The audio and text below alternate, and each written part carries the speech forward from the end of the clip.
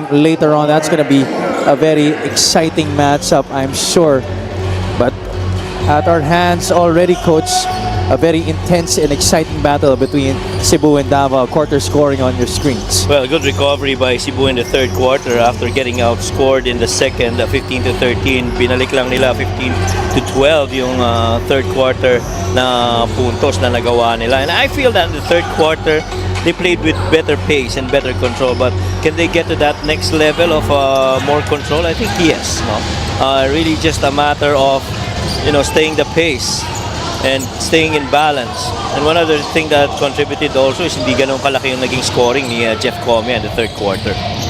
Cebu in possession here. Desiderio knocks it down from the outside. Now that's what you want to start the fourth quarter. Get that out of the way and get that rhythm back and that confidence from making shots from the outside.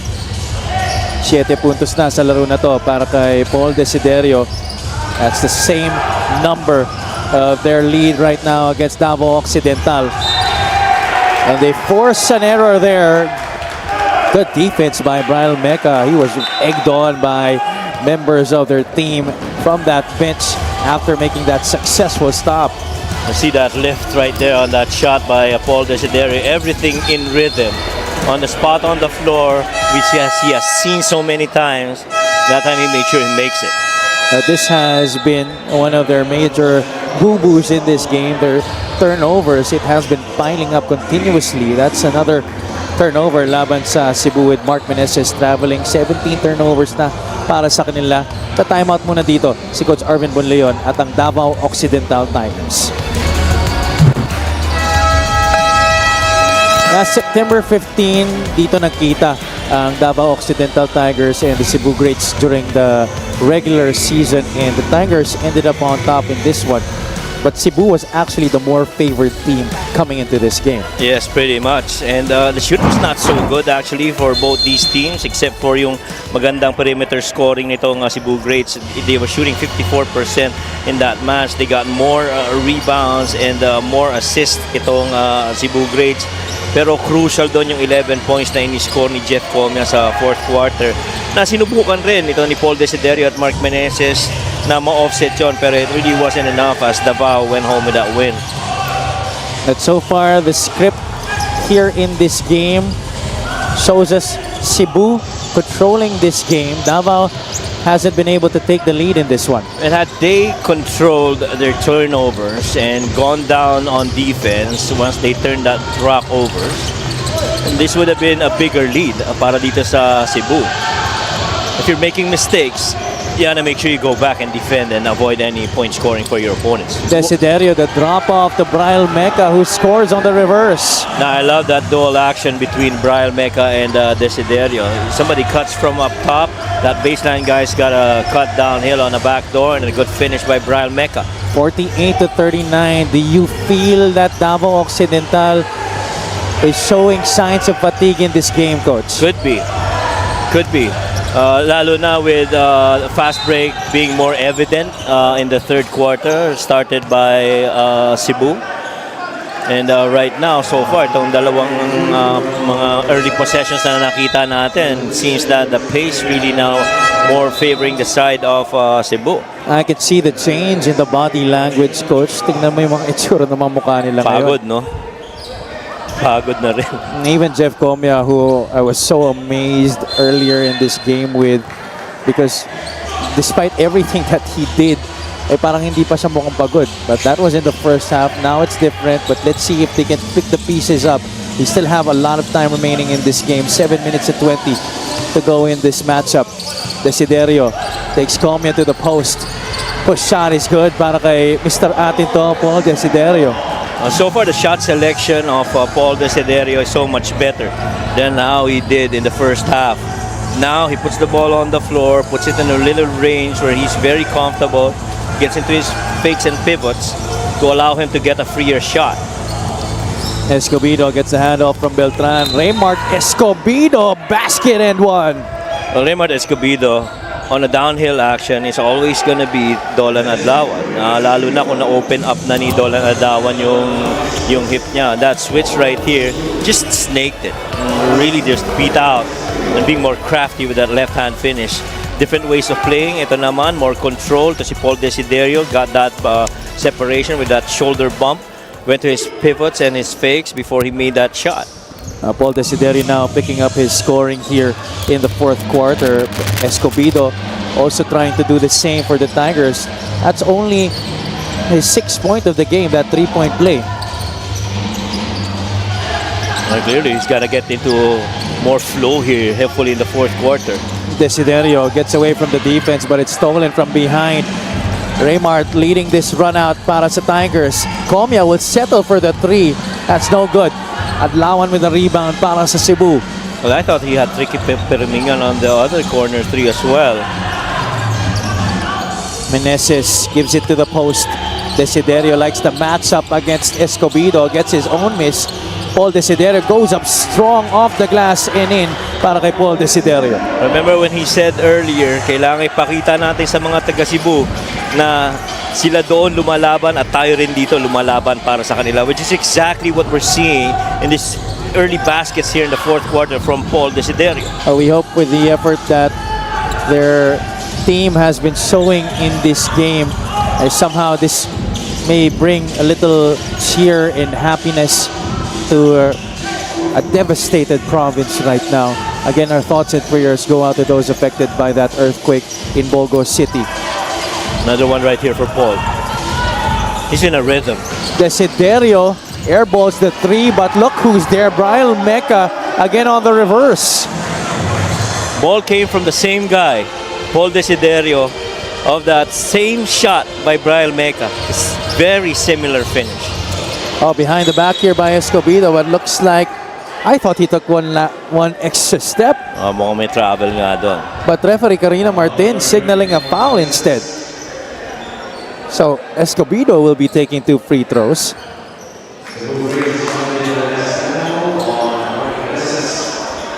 Cebu will challenge that foul on Mark Meneses. The yellow light in front of Miguel Pere is now on Coach Ronze Enrile, taking over coaching duties for Coach Junti Valenzuela in this game. We'll be taking a short break. Upon review, the challenge was successful. There was no foul. Ball possession stays with Davao. So it is a successful challenge para dito sa Cebu. Barely touched him. Oh yes, barely. It was all ball. Dolan Adlawan wearing that headband with a saying, "We got this, Cebu." And then once again, we hope that this game, this effort by the greats will bring some cheer and happiness into the sad state that Cebu is in right now. And that really is playing for a cause. That message of Dolan Adlawan No on doubt. his headband. No doubt. And just a reminder to every Cebu grade, hey, this is what we're fighting for, guys.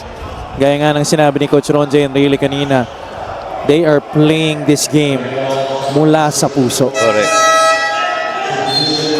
And so far, because of this drive, this is the biggest lead of the game for Cebu at 12, 54-42.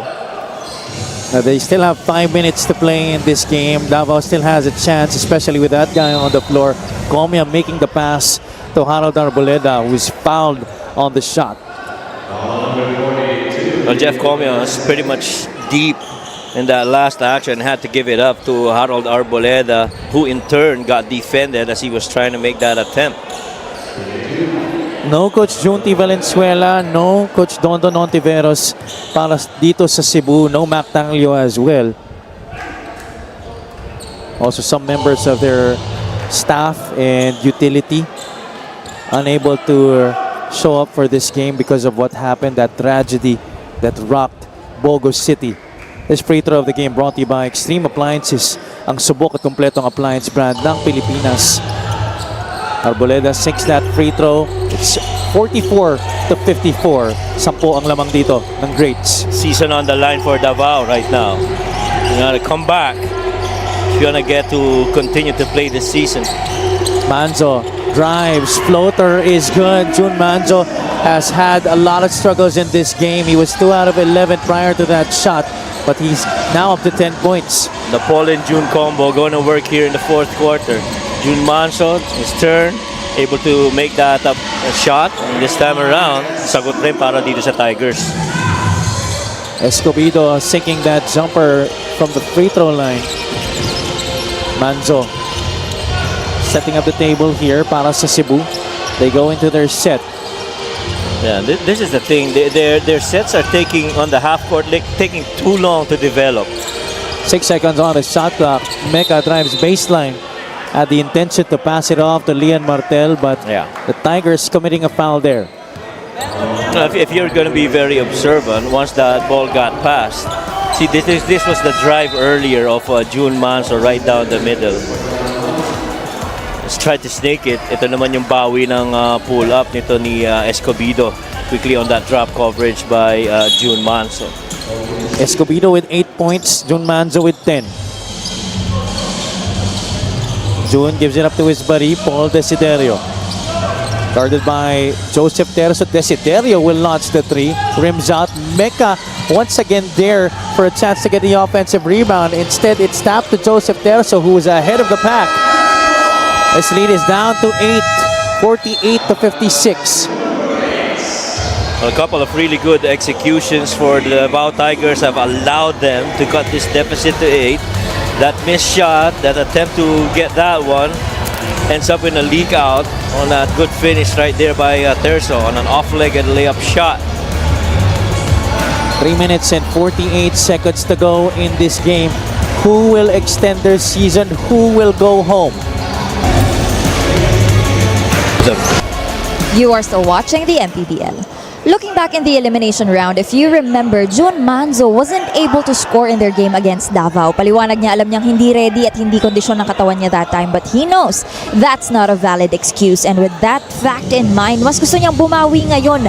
Lalo na at he sees a light at the end of the tunnel. He feels his team has the pieces, the skills, and the grit to compete with the top team, especially of the South Division. Kailangan lang ng konting recalibration when it comes to mindset.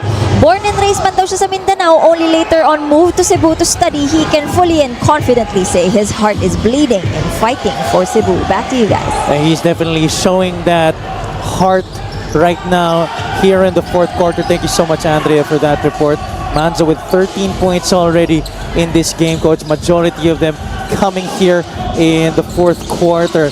Manzo again, three-pointer won't work this time. Coach Jun Manzo and Paul Desiderio going to work here in the final frame. Yeah, and Jun Manzo alongside Paul Desiderio had made that decision to really be just very active. See that three-point attempt, a couple of Davao Tigers trying to defend against it, but no problem for Jun Manzo. That puts Cebu ahead by 11 points here after Davao was able to cut it to 8. With 3 minutes remaining, there's gonna be another timeout on the floor here. Magbabalik ang Mpbl. Not really used to seeing him wear green. I'm usually used to seeing him wear maroon, but Jun Manzo in this game representing Cebu really well. Well, so far here in this fourth quarter, it's been all green on performance for Jun Manzo. I got 5 points here in the fourth quarter alone. Hit that jumper, hit that drive earlier, and then that three from top of the key. And he alongside Paul has really made this, a better quarter for the Cebu Grays in the hope that they extend into the next level of this playoffs. He and Jun Manzo have been playing the most minutes in this game. They've barely rested sa laro na to. Jun has been the only point guard in this game para kay Coach Ronje Enrile. We haven't seen Paolo Hubalde enter the game yet. Agree, and in their last game in September 15, both Jun and Paul actually played roughly about 23 minutes in that match. And so right now, mas malaki yung nagiging requirement ng playing time para dito sa Cebu. And they're loving that all these efforts that they're showing have really ended up in good results because they are defending. Neymar Escobedo commits a traveling violation. Coach Arvin Bonleon is feeling the pressure right now. 2 minutes and 46, win or go home. But you know what? We've been talking about June Manzo and Paul Desiderio, but I do like the quality minutes that they got from Brian Mecca in that third quarter and even here early in the fourth. Mecca really affected the game on both sides.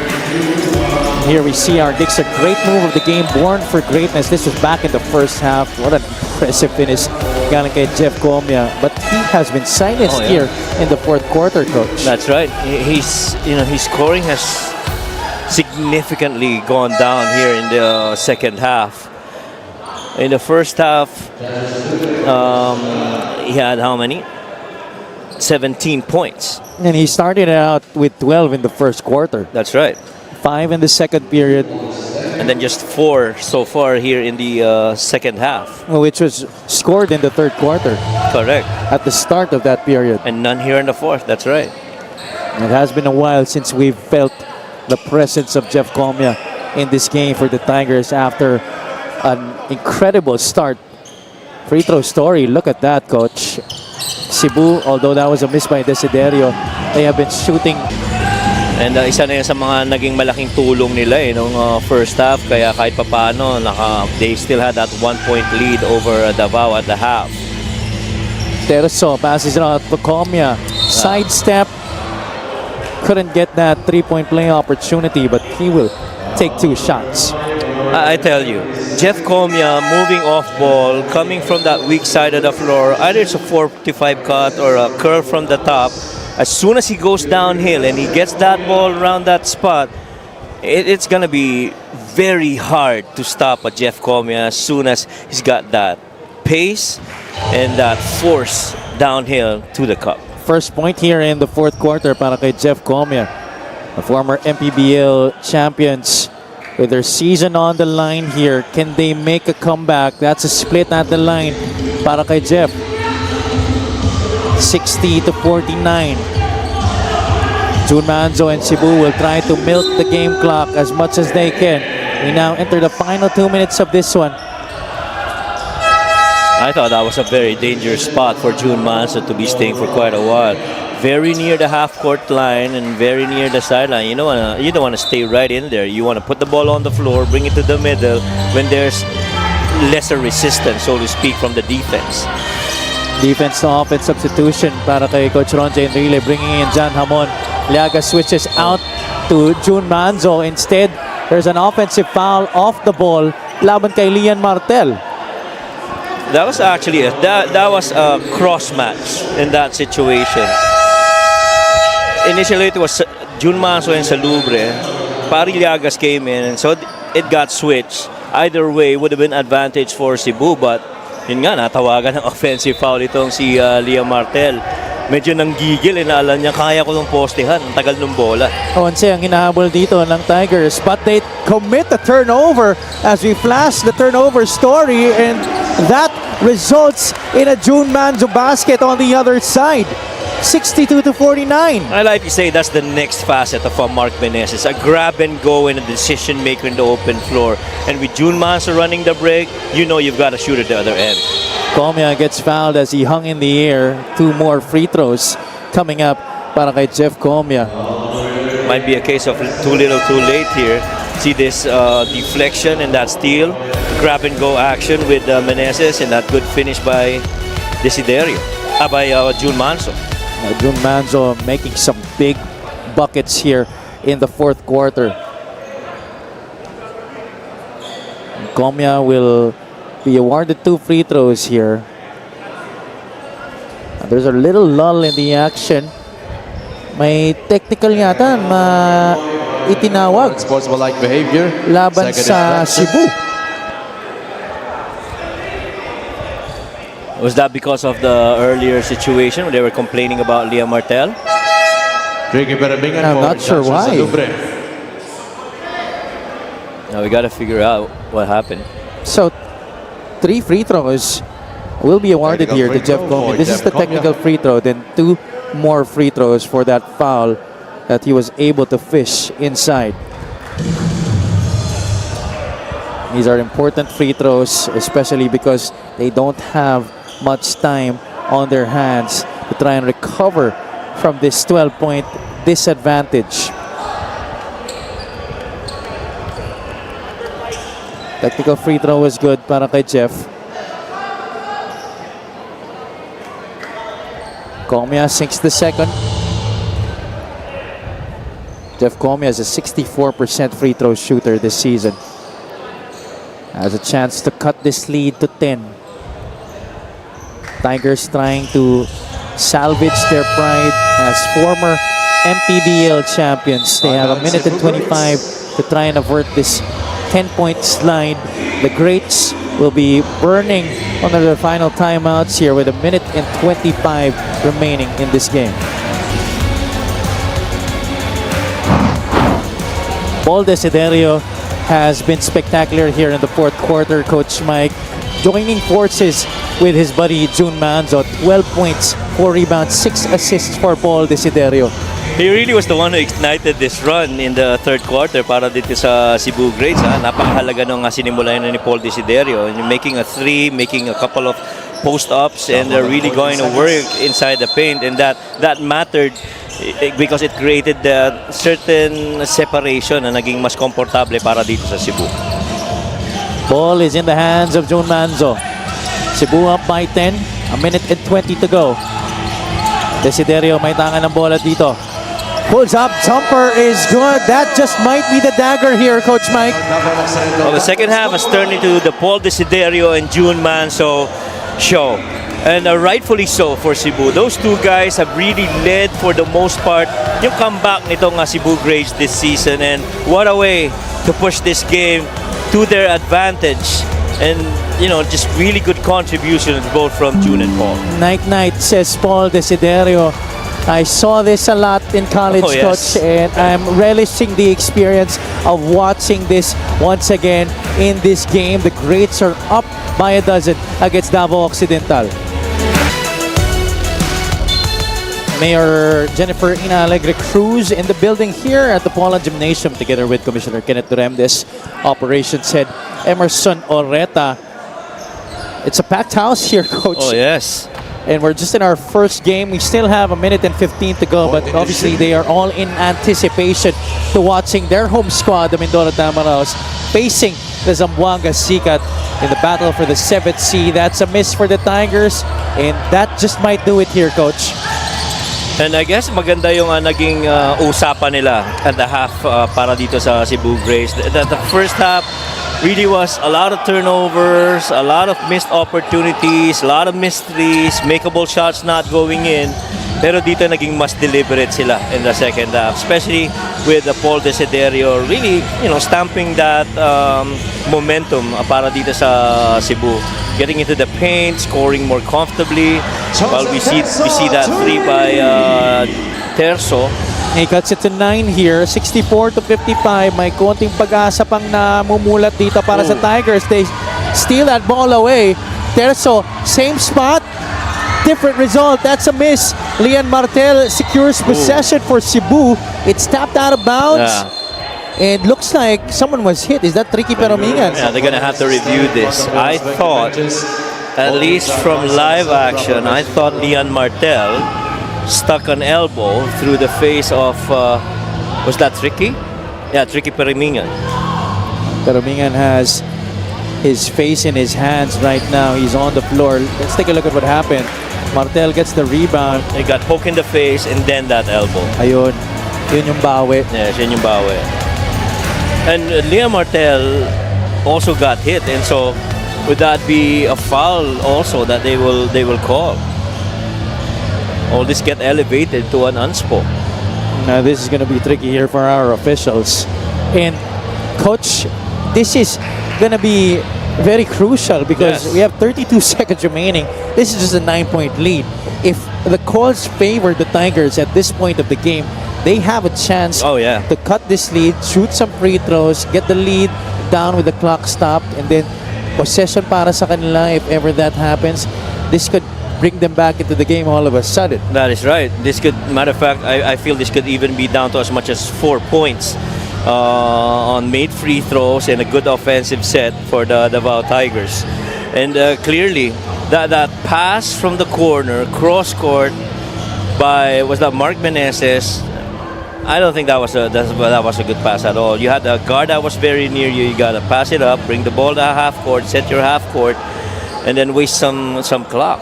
And that's been one of the thorns on their side sa laro na to, Coach. Yung turnovers ng Cebu.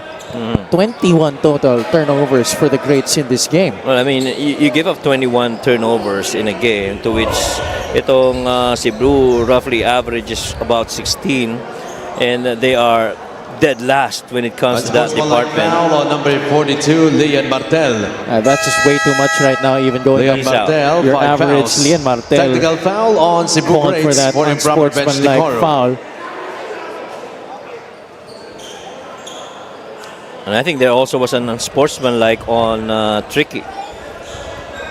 So first we're gonna go for the free throws of Davao, to which Jeff will be the one to take it. Technical free throw for Jeff Comia. So this is the technical free throw that Comia will be taking because the technical foul called on Cebu. Why was there a technical on Cebu? Liam Martel. Leon Martel. No, but he was called for an unsportsmanlike foul. That's right. I didn't hear the technical that they called. I think maybe it could have been for improper bench decorum. But we're going to try to clarify that right now.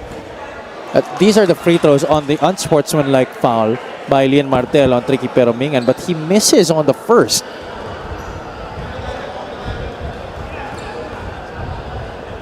Second free throw on the way. 1 for 2 para kay Tricky Peromingan. 2 out of 3 for the Tigers total on that trip to the line.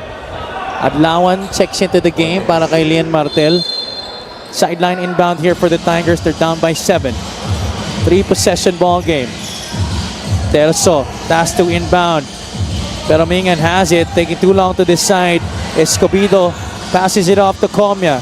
Jeff out to Arboleda, puts the ball on the deck. Multiple passes here for the Tigers, taking too long.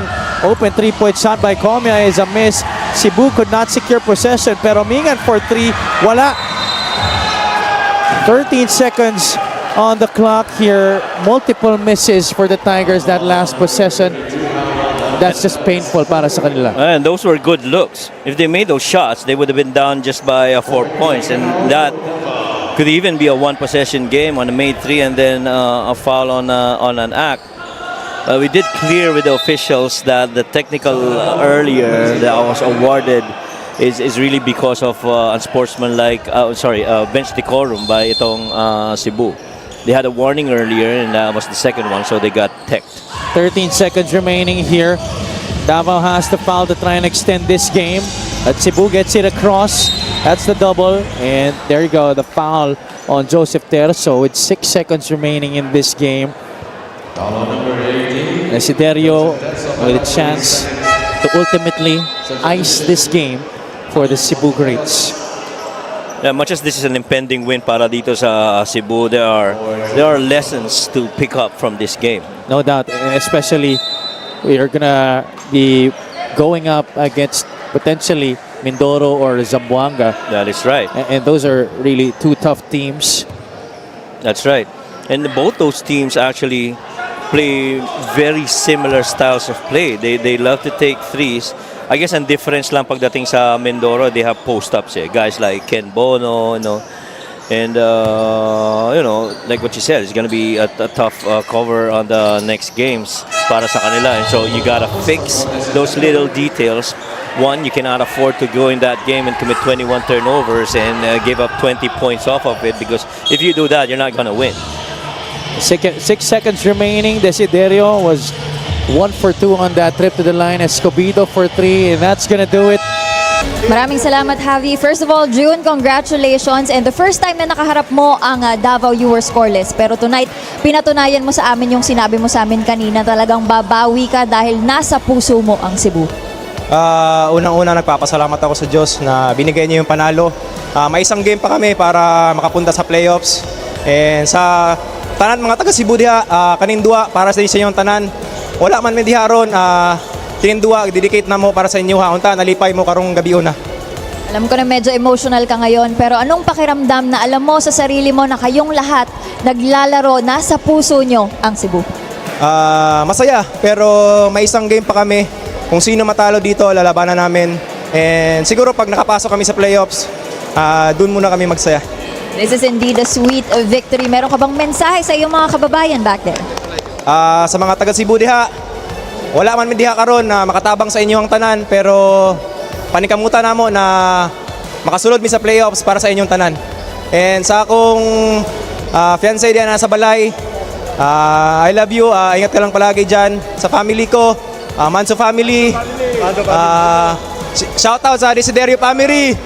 Kinyahan family. Pakapaka. Kaon mo sa pakapaka diya sa Mandawi ha. Coach Yonti, Coach Don, unta na mo dire. Diya lang sa mo, relax lang mo. Si Uncle Sam, salamat sa Uncle Sam. BGS, hangtod na sa December among sweldo. 3, 2, 1, Bangon Cebu! Maraming salamat, Jun Manzo, and the rest of the Cebu Greats. In behalf of the Commissioner's Office and of course, Boss Manny Pacquiao, our founder, we express our heartfelt messages to those who are affected by the earthquake in Cebu.